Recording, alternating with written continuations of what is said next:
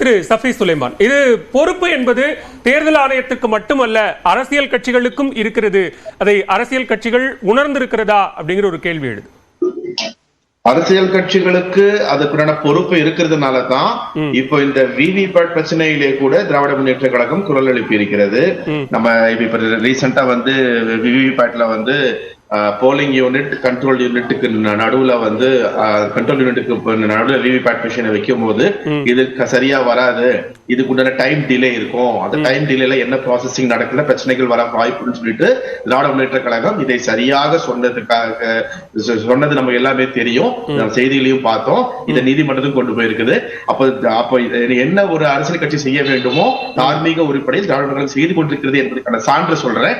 இரண்டாவது, நம்ம இப்போ பேசி ரொம்ப முக்கியமான விஷயம், நாளைக்கு தேர்தல் ஒரு ஜனநாயக கடமை. நமக்கு பிரியன் சார் சொன்னாரு, இவ்வளவு விஷயங்கள் இருக்கு, இவ்வளவு பிரச்சனைகள் இருக்கு, கடைசி நேரத்துல தேர்தலுக்கு முந்தைய நாள் கேரளால இப்படி ஒரு இஷ்யூ வருதுன்னா இதை வைத்துக் கொண்டு எப்படி ஒரே நாடு ஒரே தேர்தலை இவர்கள் செய்ய போகிறார்கள் ஒரு மிகப்பெரிய கொஸ்டின் மார்க் வருது இல்லையா? இந்த தேர்தல்ல பாஜக அதை ஒரு முழக்கமாவும் வைத்திருக்கிறாங்க. அப்போ உங்களால இப்ப 10 வருடம் ஆட்சி செய்துவிட்டு ஒரே நாடு ஒரே தேர்தல் முழக்கம் வைக்கும் அளவிற்கு நீங்க இன்னும் ஒரு சில விஷயங்களை முழுமையா கொண்டு வரலங்கிறது இதுலயே வெட்ட வெளிச்சம் ஆயிடுச்சு. அப்ப நாளைக்கு ஓட்டு போடுற மக்கள் யோசிக்க மாட்டாங்க இல்லையா? இப்பமே இவ்வளவு குளறுபடி பண்றாங்கன்னா இவங்க அந்த மாதிரி ஒரு சிஸ்டம் கொண்டு வந்தாக்கா நாடு என்னவாகும், நம்மளுடைய ஓட்டு என்னவாகும், நம்ம ஓட்டு எங்க போய் சேரும், நம்ம ஓட்டுக்கான ஜனநாயக பாதுகாப்பு இருக்குன்னு யோசிப்பாங்க இல்லையா? இல்ல திரு சஃபி, இப்போ தேர்தல் ஆணையம் நீங்க ஏற்கனவே நிறைய விஷயங்கள் பட்டியலிட்டாங்க. உச்சநீதிமன்றத்தில் சொல்றதோ அல்லது செயல்பாடுகள் அமைப்பிலோ தேர்தல் ஆணையம் ஒரு தனிப்பட்ட அமைப்பு. நீங்க அரசினுடைய செயல்பாடுகளை அல்லது அரசு தங்களுடைய கொள்கை முழக்கமாக முன்வைக்கக்கூடிய விஷயத்தை நீங்க இவங்களோட சேர்த்து ஒப்பிடுறீங்க. அவங்களோட சேர்த்து ஒப்பிடல. அது என்ன சொல்ல வரேன்னா, எலெக்ஷன் கமிஷன் ஆஃப் இந்தியா இல்லாம ஒரே நாடு ஒரே தேர்தல் கொண்டு வர முடியாது, சாத்தியம் இல்லை, அப்படிதானே? அப்ப எலெக்ஷன் கமிஷன் ஆஃப் இந்தியாவை உருவாக்குறதுலயும் அதுல இருக்கிற மெம்பர்ஸ் நீங்க இப்போ மாத்துறதுலயுமே நீங்க இவ்வளவு விஷயங்கள் செய்யும் போது நாளை நீங்க ஒரே நாடு ஒரே தேர்தல் கொண்டு வரும்போது மக்களிடையே நம்பகத்தன்மை இருக்காது இல்லையா? எப்படி வந்து இப்பவே மக்கள் வாக்களிக்கிறதுக்கு இவ்வளவு பிரச்சனைகள் இருக்கு. இப்ப சார் சொன்னாரு, ராம்கி சார் பேசும்போது இன்னும் இந்த குழப்பங்கள் இருக்கு, நாளைக்கு என்னென்ன குழப்பங்கள் வரப்போறது தெரியல, மக்களுக்கு அறியாமை இருக்காங்க, மக்களுக்கு இன்னும் அந்த விஷயங்கள் விழிப்புணர்வு அவேர்னஸ் போகல. பட் எலெக்ஷன் கமிஷன் தொடர்ச்சியா சொல்றது என்ன அப்படின்னா 100% டிரான்ஸ்பரன்சி, வெளிப்படை தன்மையோடு தேர்தலை நடத்துவதற்கான எல்லா நடவடிக்கைகளையும் தேர்தல் ஆணையம் எடுக்குது அப்படிங்கிறது தானே தொடர்ச்சியா சொல்றாங்க.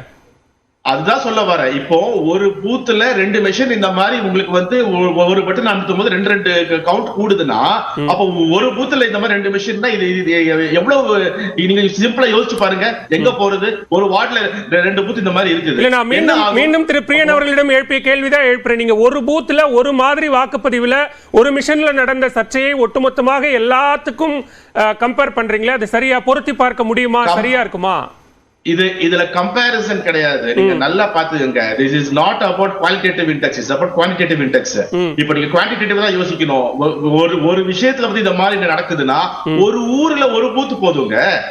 ஒரு மொத்த ஊர்ல ஒரே ஒரு பூத் இந்த மாதிரி நடந்தா போதும். பாஜக சாதகமாக தான் ஆகும்.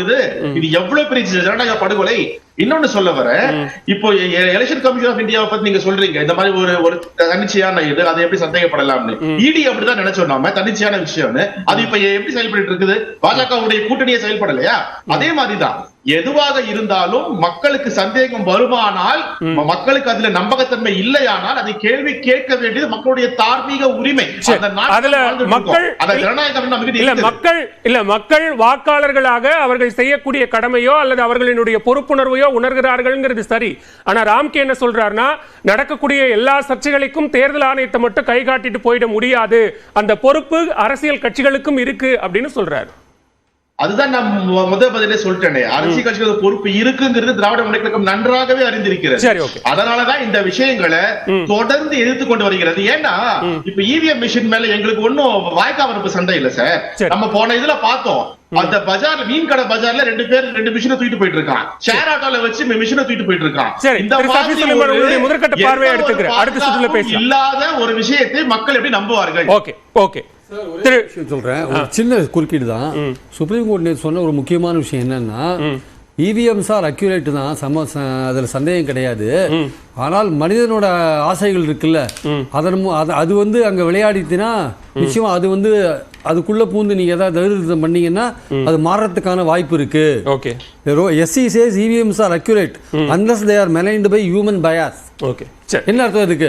மனுஷன் பண்ணலாம் தான் அர்த்தம், மெலைன் பண்ணலாம் தான் அர்த்தம். சரி, திரு TDS ரவி, இங்க இவிஎம் மேலேயோ அல்லது விவிபேட் குறித்தோ அரசியல் கட்சிகள், ஏடிஆர் மாதிரியான தன்னார்வ அமைப்புகள், சமூக செயற்பாட்டாளர்கள் எல்லாரும் தொடர்ச்சியா ஒரு சந்தேகத்தை எழுப்பிக் கொண்டே இருக்கிறார்கள். அது ஏன்? முதல்ல காசர்கோடில் நடந்ததா சொல்லப்படுறது உண்மைக்கு புறம்பானதுன்னு தேர்தல் கமிஷன் இப்போ தான் அறிவிக்க விட்டுருக்கு. இந்த செய்தி, இந்த நிகழ்ச்சி முடிஞ்ச உடனே நீங்கள் அதை தொடர்ந்து ஒளிபரப்பதற்கு வாய்ப்பு இருக்குது. ரெண்டாவது, இந்த இவிஎம் மிஷின் வந்ததுலேருந்து இன்னி வரைக்கும் எந்த வேட்பாளராவது போய் இதனால் நான் தோற்று போயிட்டேன் அப்படின்னு ஒரு வழக்கோ அல்லது ஒரு ஏதாவது ஒரு பெட்டிஷனோ மனுவோ கொடுத்துருக்காரா அப்படின்னு நீங்கள் பார்க்குறது ரொம்ப முக்கியம்.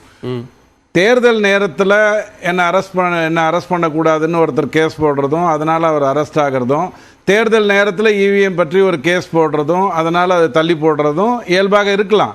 ஆனால் நீங்கள் 2 வருஷத்துக்கு முன்னாடியே அதை பண்ணலாம். 2026க்கு இப்போவே நீங்கள் கேட்கலாம், இவிஎம் யூஸ் பண்ணக்கூடாது, அதற்கு இந்த காரணங்கள் இருக்குன்னு கோர்ட்டில் இப்போவே நீங்கள் வழக்கு கொண்டு போகலாம். அப்போ சுப்ரீம் கோர்ட்டு உங்களை தள்ளி போடாது.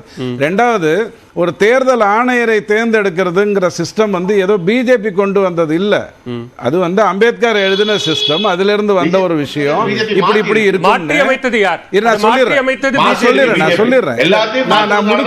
முடிச்சதுக்கு அப்புறம் தயவு செஞ்சு சொல்லுங்க.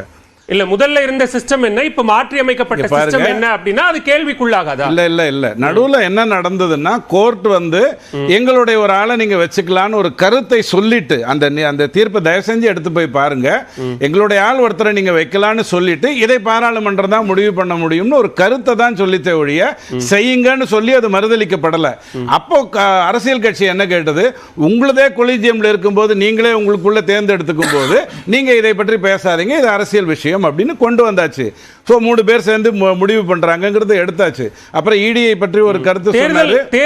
தேர்தல் ஆணையத்துல தேர்தல் ஆணையர்களை தேர்வு செய்கிற ஒரு விஷயம் எப்படி அரசியலா இருக்க முடியும்? இல்ல தேர்தல் ஆணையம் சொன்னீங்க அரசியல் விஷயம் நாங்க பாத்துக்கிறோம் அப்படின்னு சொன்னதா சொல்றீங்க. ஆமா, தேர்தல் ஆணையம் அல்லது தேர்தல் ஆணையர்களை நியமனம் செய்யக்கூடிய விவகாரம் எப்படி அரசியல் ஆகும்? சார், 3 பேர் சேர்ந்து தேர்தல் ஆணையரை தேர்ந்தெடுக்கிறாங்கங்கிற பிரச்சனை நம்ம எப்படி அரசியல் ஆகும்? இந்தியாவில் இத்தனை வருடங்களா தேர்தல் நடந்துட்டு இருக்கு. நீங்க சொல்ற 3 பேர் சேர்ந்து தேர்ந்தெடுப்பாங்கிறது சமீபத்தில் வந்த ஒரு விஷயம். அந்த விஷயத்திலையும் 2 பேர் ஆளுங்கட்சியை சார்ந்தவராகவும் எதிர்கட்சி தலைவர் அல்லது எதிர்கட்சியை சார்ந்தவர் அங்க உட்கார்றாருங்கிறது தான் அதனுடைய கதை. அடுத்த அரசியலா இல்ல, இப்ப இன்னொன்னு நான் உங்களை கேட்கிறேன், இது நாள் வரைக்கும் நான் கேட்டதுக்கு நீங்க பதிலே சொல்லலைங்க. இது அரசியல் சார்ந்த விஷயம், அரசியல்வாதிகள் முடிவு பண்ணணும், நீதிமன்றம் முடிவு பண்ணலாம். நிர்வாக ரீதியிலாக நாடு முழுக்க தேர்தலை நடத்தக்கூடிய ஒரு தன்னாட்சி அமைப்பான தேர்தல் ஆணையத்திற்கு தேர்வு செய்யக்கூடிய குழு உறுப்பினர்கள் இருப்பதனால், ஆளுங்கட்சியை சார்ந்தவர்களும் எதிர்கட்சியை சார்ந்தவர்களும் இருப்பதனால அது அரசியல் அப்படின்னு சொன்னா அது ஒரு தவறான புரிதலை ஏற்படுத்த. இல்ல, நான் அதுக்கு விளக்கம் சொல்லிடுறேன். அதுல உள்ள அதிகம் போக விரும்பல, இருந்தாலும் விளக்கம் சொல்றேன். நீங்க இவ்வளவு தூரம் கேட்கறதுனால, ஒரு நீதிமன்றத்திலிருந்து ஒருத்தர் வந்து அதுல உட்கார்றதுனால அது புனிதம் அடையும்னு நீங்க சொல்றதாக இருந்தா, எங்களுடைய கேள்வி, ஐயா நீங்களே நீதிபதி சீஃப் ஜஸ்டிஸ வந்து கொலிஜியம் மூலமா தானே தேர்ந்தெடுக்கிறீங்க, அப்ப நீங்க முதல்ல ஜனநாயக ரீதியா வாங்க, அதற்கப்புறம் நாம பத்தி பேசிக்கலாம்னு சொல்றது தனி மனித உரிமை தானே, அரசியல் விஷயம் தானே. உங்களுக்கு அப்படி உரிமை இல்ல, நீங்க அப்படி பாக்குறீங்களா? நீங்க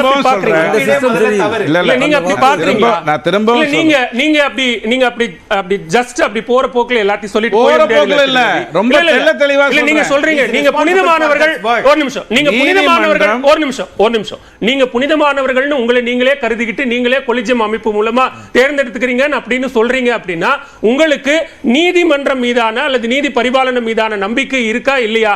நீங்க விமர்சனம் பண்றீங்க, அதை நீங்க விமர்சனம் பண்றீங்க. 1% மட்டும் நான் சொல்றேன், ஏன்னா நீதிமன்றத்தை விமர்சிக்க வேண்டிய அவசியமே இல்லை.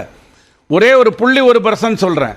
அப்பாவுடைய பையன் தான் நீதிபதியா வருவான், தாத்தாவுடைய பையன் தான் நீதிபதியா வருவான்னு கொலிஜியம்ல வர்றதுக்கான வாய்ப்புகள் வந்து கொண்டிருக்கிறது. அது நாளைக்கு இன்னும் மோசமாகலாம் அப்படிங்கிறத தவிர அதுல எந்த ஒரு கருத்தும் நமக்கு கிடையாது.